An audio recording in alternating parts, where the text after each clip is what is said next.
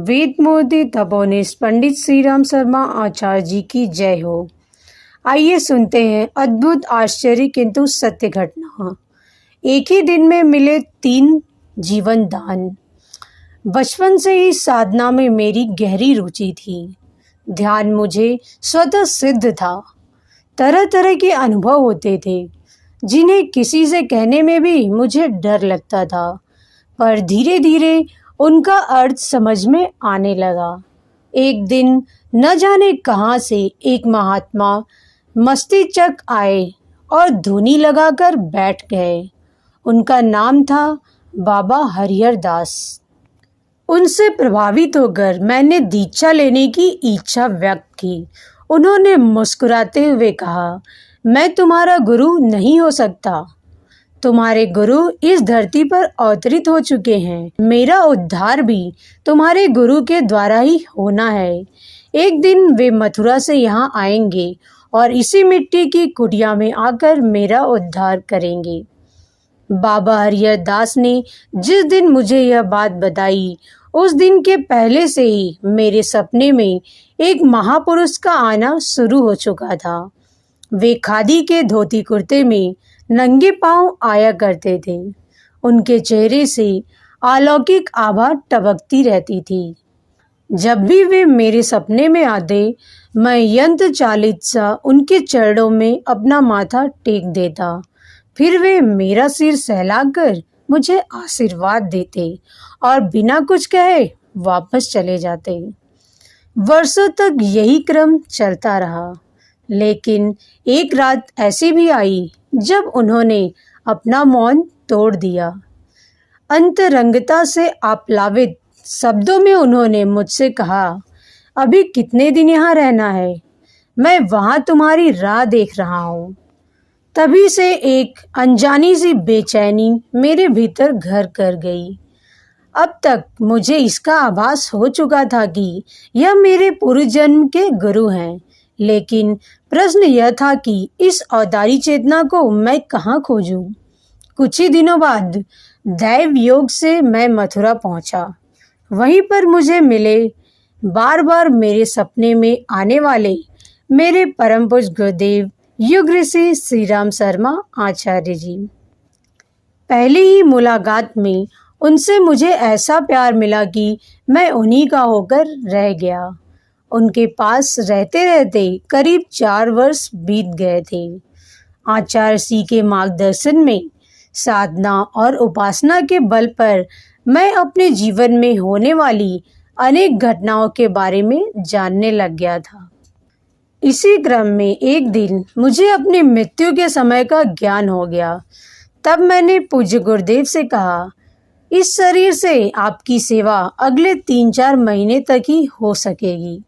गुरुदेव ने पूछा, ऐसा क्यों? मैंने मुस्कुराते हुए कहा, मेरी मृत्यु होने वाली है। मरने के बाद भूत बनकर शायद आपकी सेवा कर सकूं, पर इस शरीर से तो सेवा नहीं हो पाएगी। जवाब में पूज्य गुरुदेव भी मुस्कुराने लगे। उन्होंने कहा, तुम्हें इस शरीर से मेरा काम करना है। कुछ दिन और बीत गए। मृत्यु को कुछ और करीब आया जानकर मैंने गुरुदेव के सामने फिर से यही बात दोहराई। गुरुदेव झल्ला उठे। उन्होंने झपटते हुए पूछा, अच्छा बता, तेरी मृत्यु कैसे होगी? मैंने कहा, आज से ठीक 2 महीने बाद मुझे एक सांप काट लेगा और उसी से मेरी मृत्यु हो जाएगी। मेरी बात सुनकर उनकी झल्लाहट कुछ और बढ़ गई। उन्होंने कहा, तू अपना काम करता चल, मरने की बकवास छोड़ दे। मुझे लगा कि गुरुदेव का इशारा शरीर की नश्वरता की ओर है। मैं भी करीब आती हुई मौत को भूलकर अपने काम में मगन हो गया। महीने 1.5 महीने बाद तो मैं इस बात को पूरी तरह से भूल गया था कि मौत मेरी तरफ तेजी से बढ़ती आ रही है। आखिरकार वह दिन भी आ ही गया जिसे नियति ने मेरी मृत्यु के लिए निर्धारित कर रखा था। सुबह के समय मैं शरण जी तथा 2-3 अन्य परिजनों के साथ नीम के पेड़ के नीचे बैठा था। गुरुदेव सामने के कमरे में थे। हम सब उनके बाहर निकलने का ही इंतजार कर रहे थे। समय बीतता जा रहा था, पर वे बाहर निकलने का नाम ही नहीं ले रहे थे। विलंब होता देख मैं उधर जाने की सोच ही रहा था कि अचानक पेड़ से एक भयंकर विषधर सर्प मेरे सिर पर गिरा। उसी क्षण मुझे अपनी ध्यानावस्था में देखा हुआ दृश्य याद आ गया कि आज मुझे मृत्यु से कोई नहीं बचा सकता। पर आश्चर्य, उस काले सांप का फन मेरी आंखों के आगे नाच रहा था। उस काले सांप ने 2-3 बार अपने फन से मेरे सिर पर और छाती पर प्रहार किया, पर काट नहीं सका। ऐसा लगा कि किसी ने उसके फन को नाद कर रख दिया है। अपने जीवन में समय को पूरी तरह से साध लेने वाले मेरे गुरुदेव समय के बीत जाने पर भी आज कमरे से बाहर क्यों नहीं निकले, यह बात अब मेरी समझ में आ चुकी थी। डसने की कोशिश में असफल हुआ वह सांप धीरे धीरे मेरे शरीर पर सरकता हुआ नीचे आ गया। अब तक वहां कुछ और लोग भी जमा हो गए थे। सबने मिलकर उस सांप को मार दिया। तब तक वहां इस बात को लेकर कोहराम मच गया कि शुक्ला जी को सांप ने काट खाया है। गुरुदेव अपने कमरे से निकले। इस सारी बातों से अनजान बनते हुए उन्होंने पूछा, क्या हुआ शुक्ला? मैंने मरे हुए सांप को दिखाते हुए कहा, यह सर्प मेरा काल बनकर आया था। लगता है मैं बच गया। गुरुदेव ने गंभीर स्वर में कहा, इस सर्प को मारना नहीं चाहिए था। किसने मारा? किसी ने मुंह नहीं खोला। सभी सिर झुकाए खड़े रहे। वातावरण को सहज बनाने के लिए गुरुदेव बोले, खैर जाने दो, स्नान कर लो। पुजवर की शक्ति सामर्थ से अभिभूत होकर मैं स्नान करने के लिए चल पड़ा। उस दिन भी रोज की भांति ही दोपहर के बाद वाले कार्यक्रम में परम वंदनीय माता जी के गायन में मुझे तबले पर संगत करनी थी। मंच पर सारी व्यवस्था हो चुकी थी।